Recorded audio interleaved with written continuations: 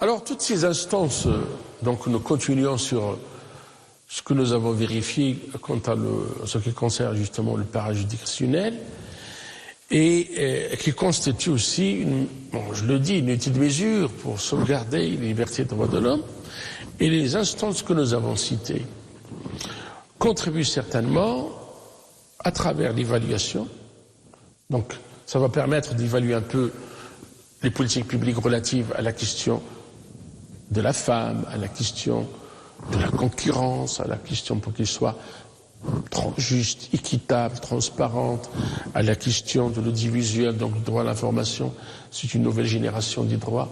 Donc on ne se limite plus classiquement au droit à la pensée, droit à l'expression, mais aussi le droit d'être informé, d'informer et d'être informé. Donc toutes ces instances vont participer, certes, ce sont des acteurs en matière de politique publique, donc ils ont leur mot à dire quant à l'élaboration des programmes et des décisions publiques relatives à ce genre de domaine.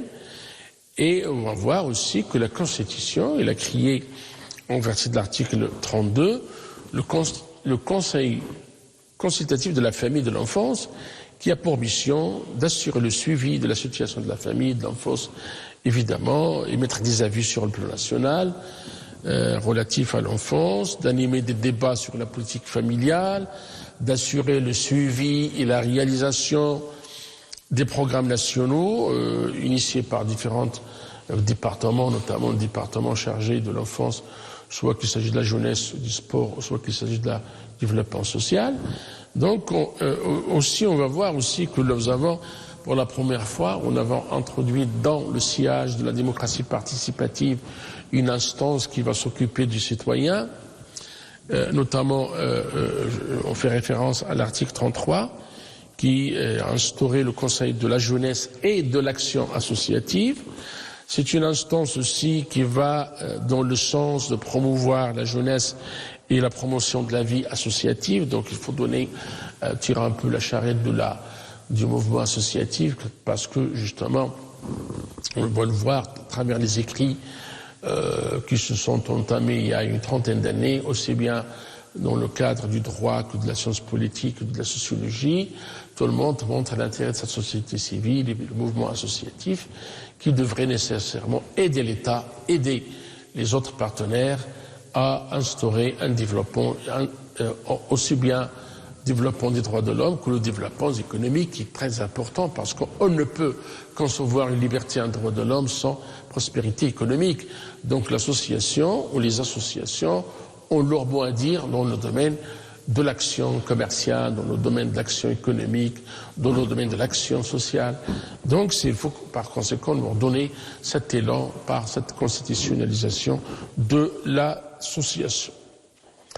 Donc c'est évidemment les propositions des associations devront désormais être prises en considération aussi bien par l'État que par les autres partenaires, c'est-à-dire donc qu'il a une espèce on a doté ces associations d'une espèce d'énergie créative pour inciter les associés, la société civile, toutes ces composantes, à la participation à la vie nationale.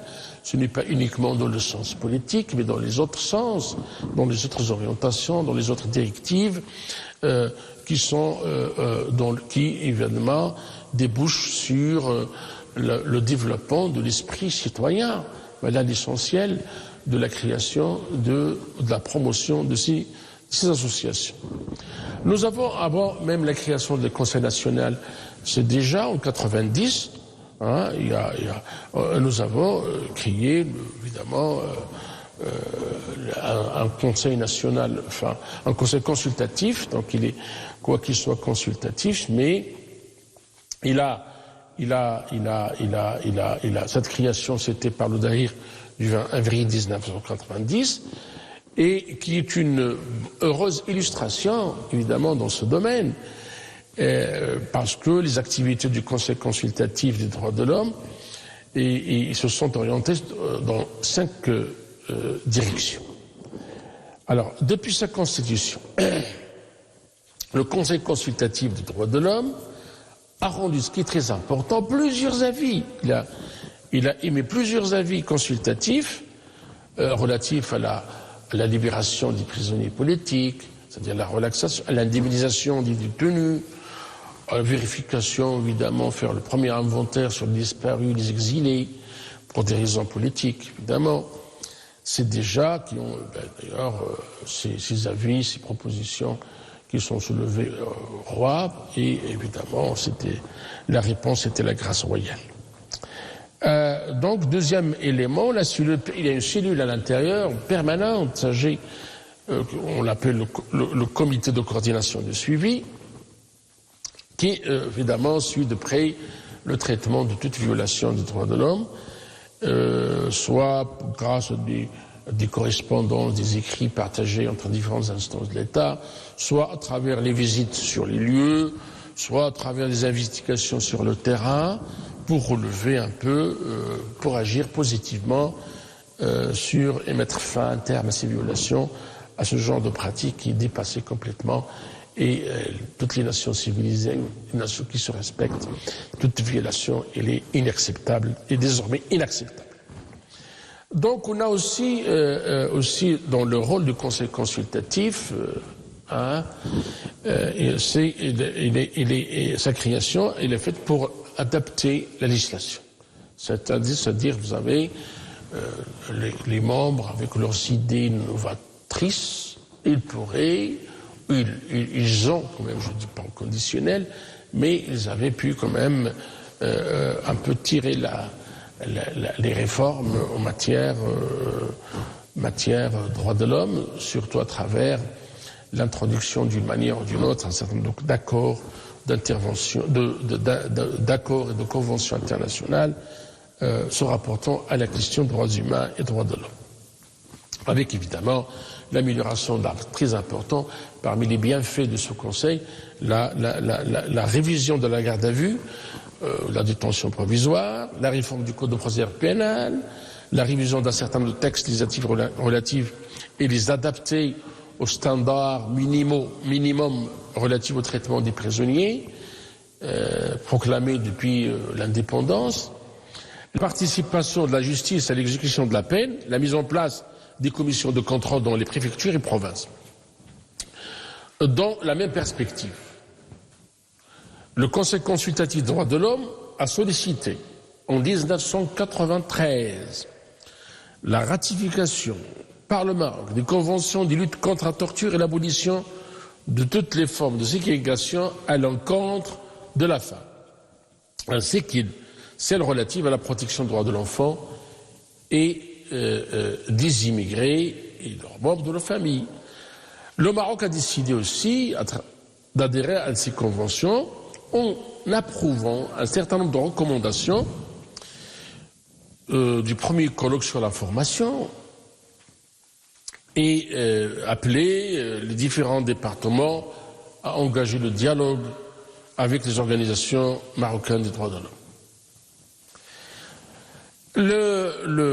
Ce Conseil aussi s'est continuellement penché sur la sensibilisation et la promotion des droits de l'homme, en veillant à introduire les matières de droits de l'homme dans l'enseignement fondamental. Donc il y a aussi une espèce de socialisation, d'éducation, pour que nos enfants apprennent depuis le bas âge un peu les éléments essentiels relatifs à la question des droits de l'homme.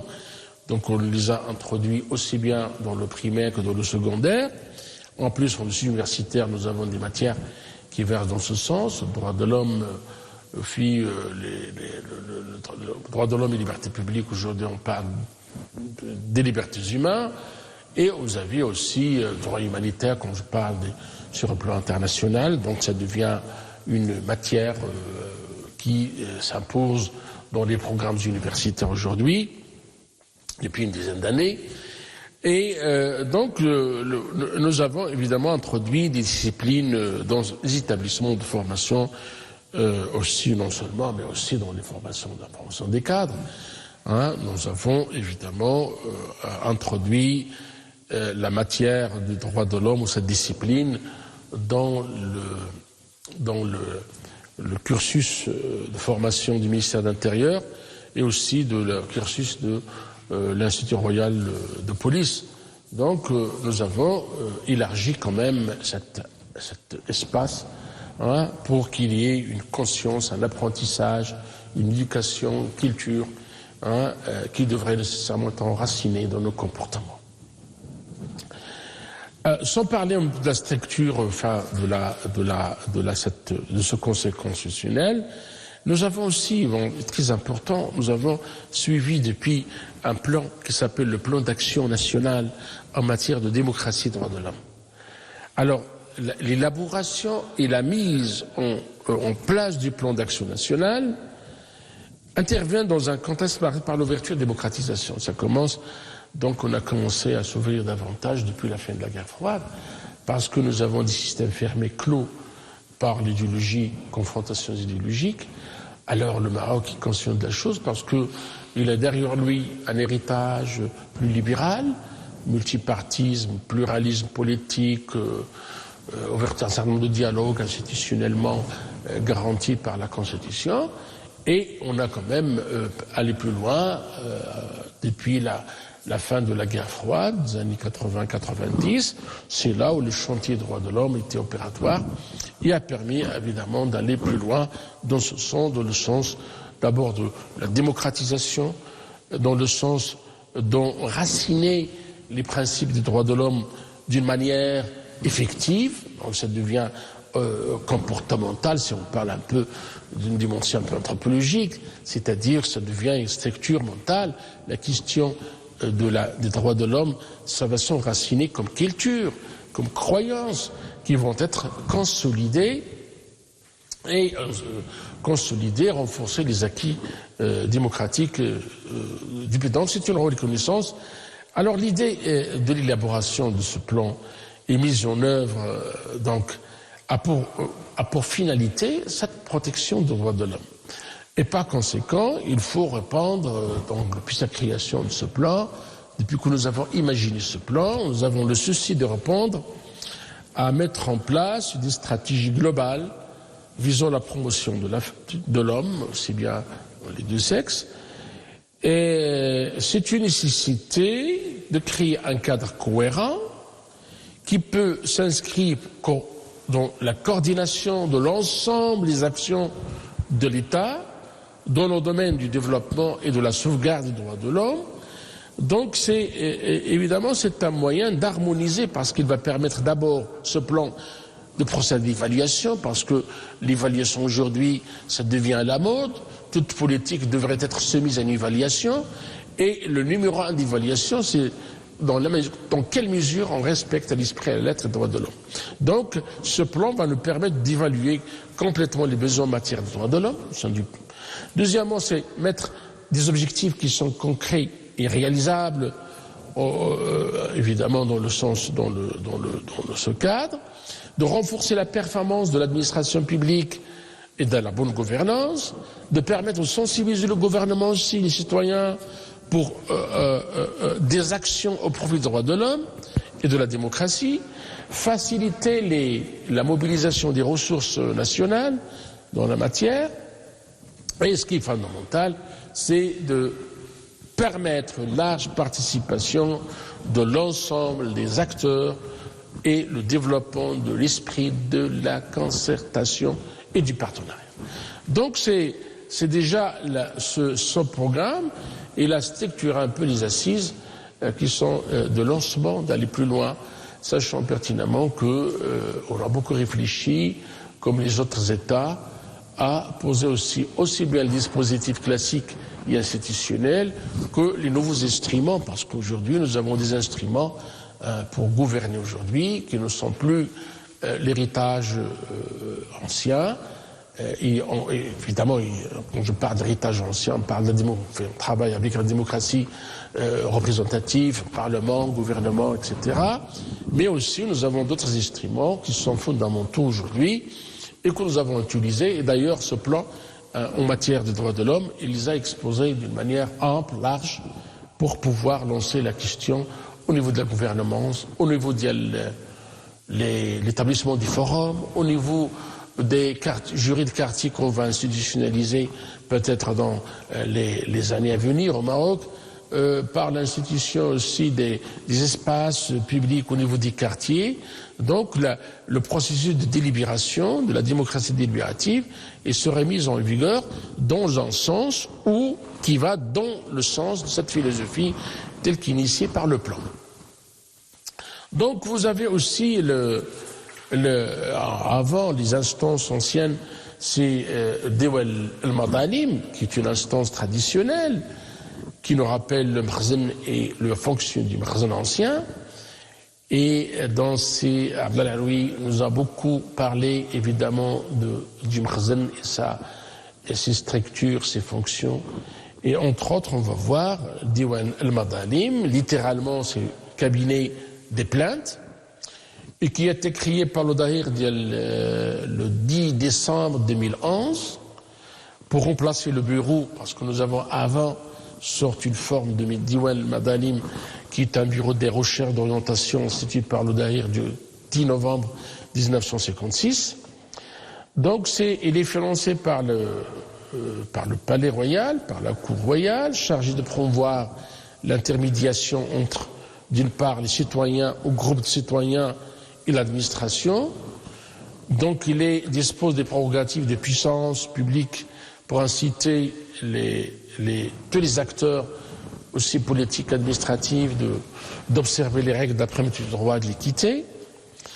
Donc le Wali, il est nommé par Dahir pour une période de 6 ans, renouvelable, chargé d'examiner les plaintes. Donc parmi les fonctions, parmi les compétences de ce Diwan Madalim, c'est de faire des investigations, de procéder à des investigations nécessaires afin d'établir la réalité des faits portés par sa connaissance. Donc il doit vérifier, enquêter, chargé de trouver des solutions à un certain nombre de litiges différents, à travers les enquêtes, à travers beaucoup de méthodes, pour pouvoir mettre un terme à certains agissements jugés illégaux. Nous avons aussi aujourd'hui prolongement du Conseil consultatif des droits de l'homme, le Conseil national des droits de l'homme. Ce conseil, il est, selon les termes du Dahir du 3 mars 2011, qu'il a créé d'ailleurs, c'est une institution pluraliste, très importante, indépendante, chargée de connaître toutes les questions relatives à la défense et à la protection des droits de l'homme, à la garantie dans leur exercice, à leur promotion et à ce qui est fondamental, à la préservation de la dignité humaine. Ce Conseil national, qui est une institution d'ailleurs nationale, chargée de la promotion des droits de l'homme, et qui élabore à travers le niveau fonctionnel ou ses compétences des rapports annuels sur la situation des droits de l'homme, qu'il présente devant les deux chambres du Parlement. Il a des rapports thématiques sur des questions spécifiques des droits de l'homme. Il effectue des visites des différents lieux de privation de liberté, doté de 13 commissions régionales. Le Conseil observe la situation des droits de l'homme dans différentes régions du Maroc et peut intervenir par anticipation chaque fois qu'il s'agit d'un cas de tension qui pourrait déboucher sur une violation individuelle ou collective. Donc il est doté d'un certain nombre de pouvoirs, prérogatives qui sont importants. En matière de protection, il veille à l'observation, à la surveillance, au suivi des situations. Il surveille les cas de violation pour procéder à toute investigation. Il élabore des rapports dans ce sens, des observations, investigations soumises aux autorités compétentes. Et donc il contribue à la mise en œuvre d'un mécanisme prévu par les conventions internationales, parce que le référentiel international il est présent aussi dans les compétences de cette instance. Et il effectue des visites sur les lieux, il examine l'harmonisation des textes législatifs réglementaires en vigueur, est-ce qu'ils sont conformes à l'esprit et à l'être des conventions internationales. Donc il apporte conseil et assistance au Parlement et au gouvernement en matière d'harmoniser les projets et propositions de loi avec les conventions internationales faites dans ce sens. Et finalement, il encourage l'adhésion du Maroc dans les instances internationales. Donc vous avez cette institutionnalisation, cette constitutionnalisation fameuse, devrait donner un grand élan au Maroc parce que, comme j'ai dit, la question des droits de l'homme, ça devient une monnaie très, très chère, très précieuse, dont les États sont appelés à respecter. Et je vous remercie.